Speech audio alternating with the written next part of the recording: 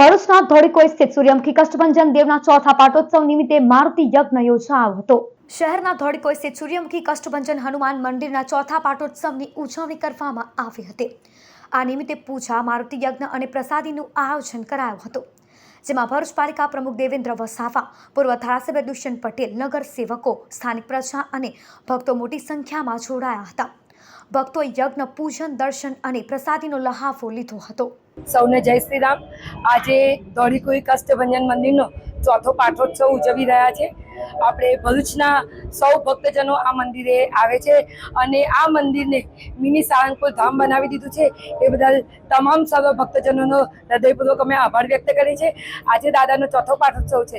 અમારી ભરૂચની જનતાને નમ્ર વિનંતી છે કે આ પાઠોત્સવમાં, આ ધાર્મિક પ્રસંગમાં સૌ આપ આવો અને આ અમૂલ્ય ધાર્મિક કાર્યનો આપ સૌ એનો લાભ લો અને દરરોજ ન ફાવે તો મંગળવારે અને શનિવારે પણ દાદાના દર્શન કરો અને દાદાના આશીર્વાદ મેળવો, એવી અમે આપ સૌને પ્રાર્થના કરીએ છીએ।